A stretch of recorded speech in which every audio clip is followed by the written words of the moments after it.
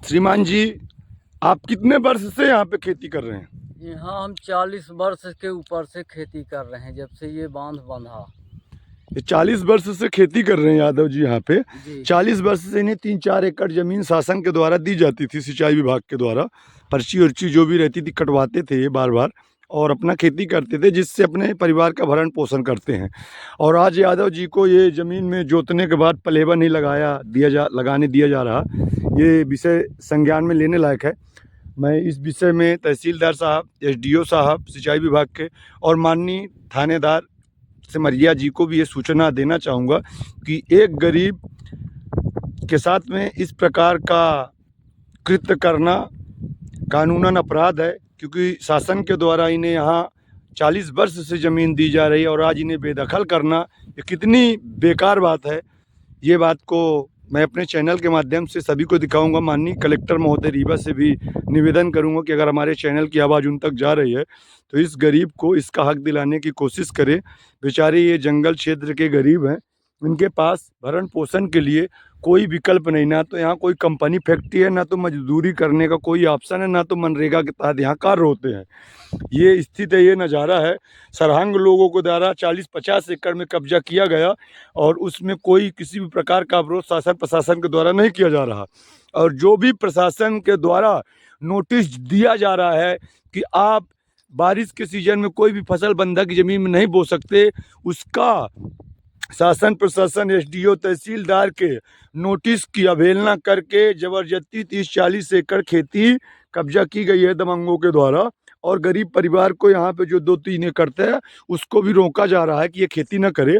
तो ये मैं अपने चैनल के माध्यम से यादव जी के लिए न्याय की गुहार लगा रहा हूँ और मेरी तहसीलदार साहब और एसडीओ साहब और टीआई साहब से अनुरोध है कि इस गरीब की ज़मीन को स्वतंत्र कराया जाए, जिससे अपने परिवार का भरण पोषण कर सके। आपका भैया क्या नाम है? अन्नू आदिवासी। अन्नू आदिवासी जी हैं।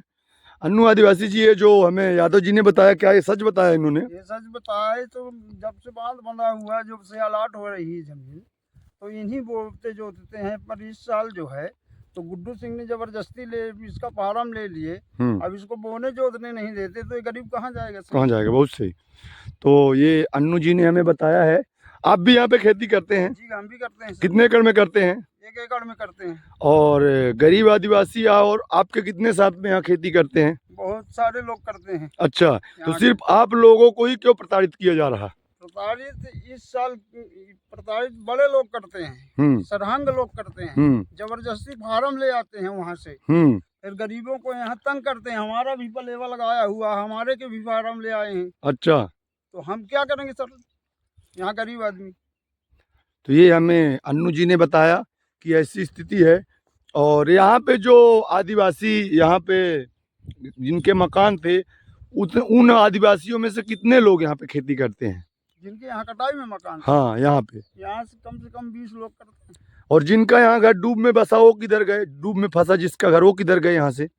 जो डूब में फंसा ऊपर चले गए, नीचे से ऊपर चले गए। तो वो लोग को यहाँ हक नहीं है जोतने बोने के लिए? जोतने बोने के लिए है, नहीं दिया जा रहा उनको? नहीं दिया जा रहा। अच्छा, तो इसमें किसका रोल है?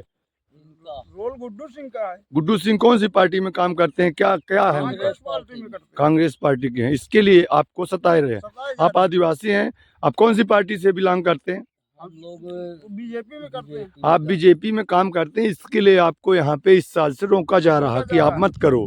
कांग्रेस करेंगे तो जोतने बोने दिया जाएगा। ये हम आपको अपने चैनल के माध्यम से दिखा रहे हैं किस प्रकार से विधायक अभय मिश्रा जी के सरहंगों द्वारा यहाँ पे गरीबों को सताया जा रहा है। और इस विषय में शासन प्रशासन मौन बैठा है। मैं अपने चैनल के माध्यम से खबर दिखा रहा हूँ और मैं ये शासन प्रशासन के से ये विनती करूँगा कि इन गरीब परिवारों को इनके हक से वंचित किया, जिससे अपने घर परिवार का भरण पोषण कर सके। और खेती के सिवा इनके पास कोई ऑप्शन नहीं है। ये कटाई के बारे में सभी जानते होंगे, हमारे माननीय कलेक्टर महोदय भी जानते हैं कटाई कैसा क्षेत्र है, जंगल से जुड़ा क्षेत्र है। यहाँ पे खेती के अलावा कोई विकल्प नहीं है। करीब 15-20 किलोमीटर दूर यहाँ सिमरिया से इसकी दूरी है और ये लोग ना तो मजदूरी करने जा सकते और ना ही कुछ खेती इनके पास आधार है। तो जो इनके बच्चों के पेट का निवाला छीनने की कोशिश कर रहे हैं, ऐसे सरहंगों के ऊपर मैं जनसंवाद सिमरिया 84 न्यूज़ चैनल के माध्यम से कार्रवाई की मांग करता हूं। मैं अजय अग्निहोत्री, ब्यूरो चीफ, जन संवाद सिमरिया 84 न्यूज़ चैनल।